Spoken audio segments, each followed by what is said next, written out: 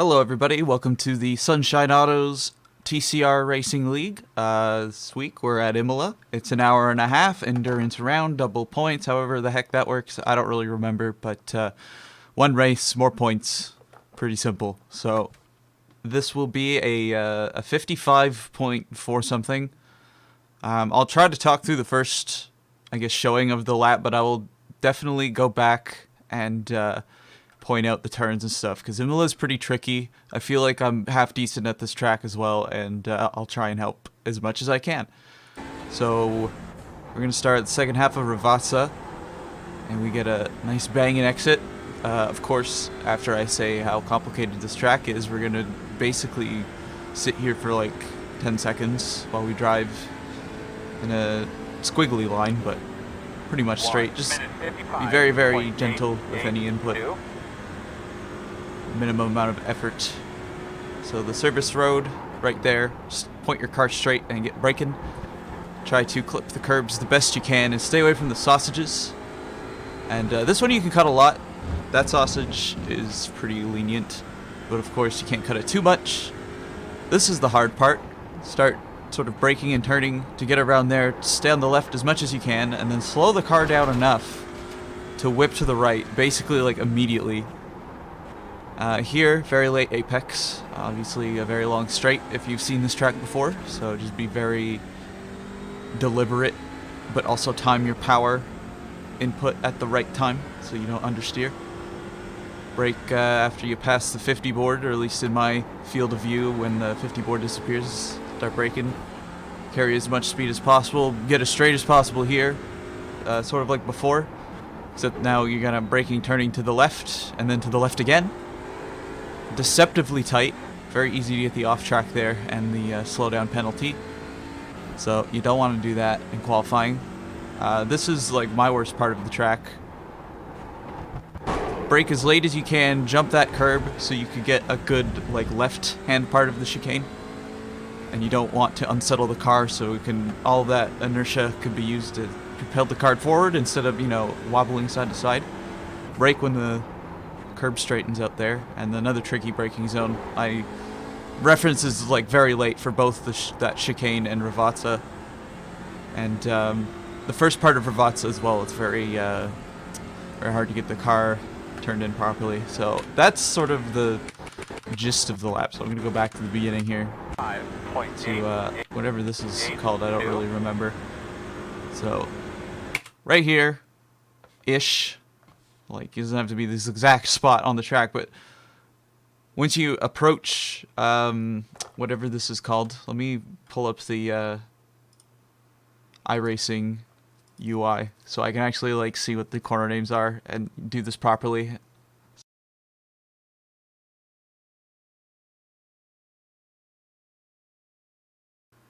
Track map, found it. Alright, so Tamburello, there we go. So I've been trying to say for the last like 2 minutes. Once you start to approach Tamburello, around this part you want to start paying attention and look for that service road I talked about, because as you can see the road kind of kinks to the left, and you brake much more efficiently when it's right in a straight line and you're not turning the wheel at all. So ideally you want to get as much of that done, like the majority of the stopping done in a straight line. So you got to point your car sort of in a straight line towards the outside of the track. So as you can see, I'm not following the outside of the circuit. I do a crappy job here, to be honest, but you want to get a straight, point your car as straight as you can, I guess as late as you can, so that you can time it right, so that you're at the outside here for when you start to turn in. And I kind of hesitate a bit. I turned in a little too early. Is it control? Hold on. I fixed this, and then I broke it again, so you'll have to bear with me here. Is it shift? No, it's not shift. It's not control either. Anyways, must have not saved my setting, so I'll just have to pan this way. Hesitate a little on turn in there, but pretty much hit like the right part of the curb. Because I hesitated, it wasn't like perfectly straight. And I got a little wobbly on that sausage.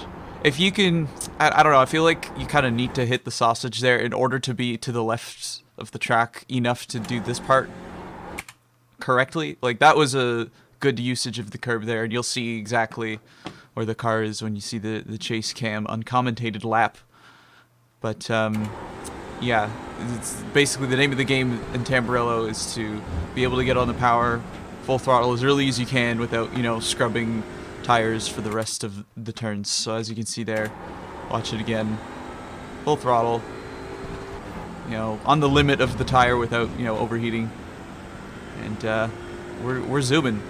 So this is sort of like the first gauntlet that you go through. Tamburello, if you thought that was annoying, well, let me tell you, this is like 10 times harder in my opinion. So because, you know, Tamburello is pretty fast, you want to keep that speed that you carried, because this is like a very, while not that long, it's still a long enough straight, and you're going pretty quick. So very heavy braking. However, it's like a left that's relatively sharp, and an even sharper right-hander with like no room to slow down. You know, to carry the optimal amount of speed through this turn really, like, is so heavily dependent on the next one, as you can see here. So, gosh, I would have said, like, at the 50 you brake, but I guess, like, a little before it. We'll just watch this straight again.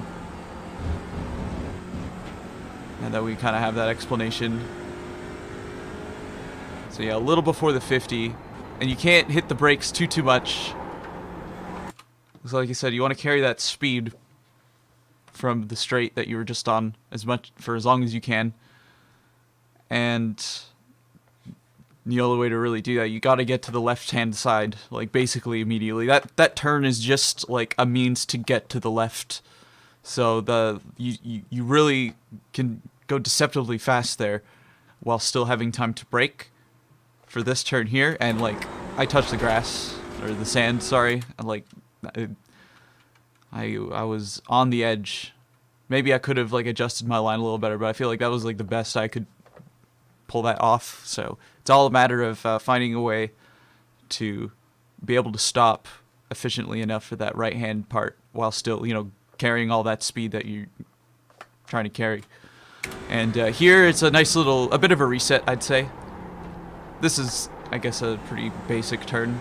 You know, very long straight. Optimize the turn for the exit. Like I said, if you kind of fucked up that other section, Villeneuve. If you fuck up Villeneuve, then once you get into Tassa, it's a bit of a reset. You know what I mean? You can, even if you screw up Villeneuve, you just try to get Tassa right and get your momentum back. This is a pretty easy turn, in my opinion. Just, like, do that, I guess. And this is the Acqua Minerale, I believe. Yeah, Acqua Minerale. The part of Imola that everyone complains about, because it's really hard, and justifiably so, especially on iRacing, with the really garbage yield sort of barriers. Like, you cannot cut curbs, and this, I feel like this corner was designed to have the curb get cut in the way it does in real life, but these are the rules we are confined by, unfortunately, so we gotta adapt.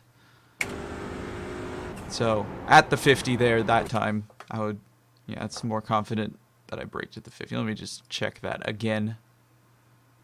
Yeah, the 50 board is, like, right there, and I'm on the brakes.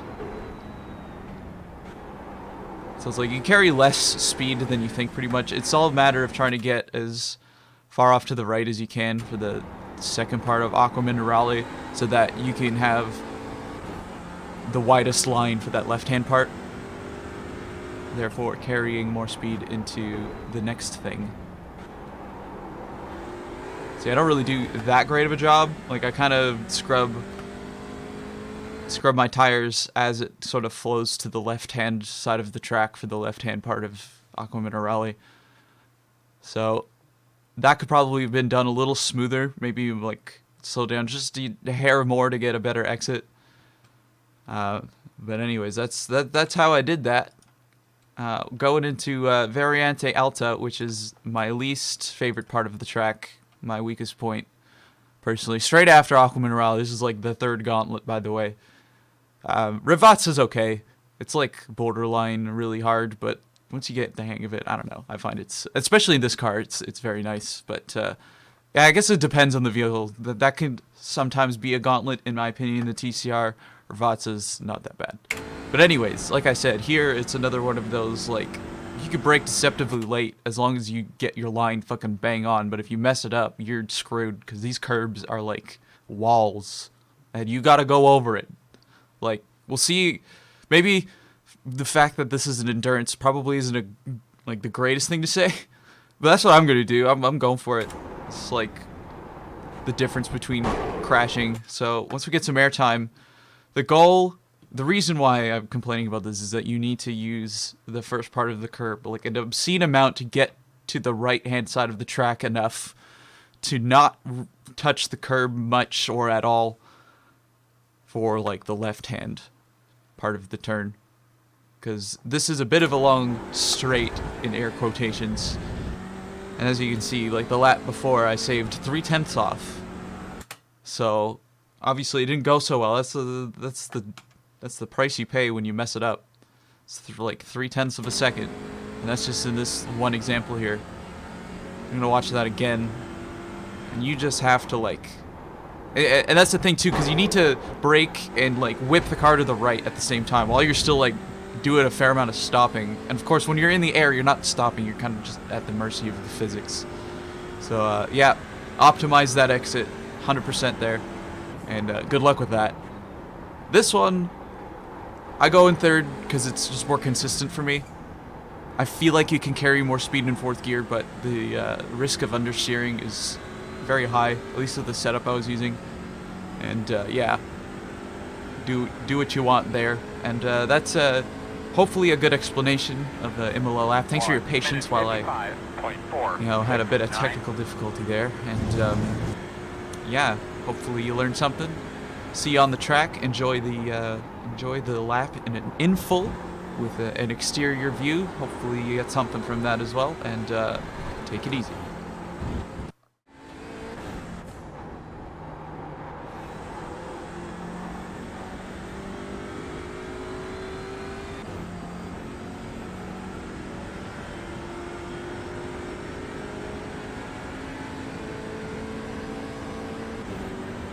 One minute 55.882.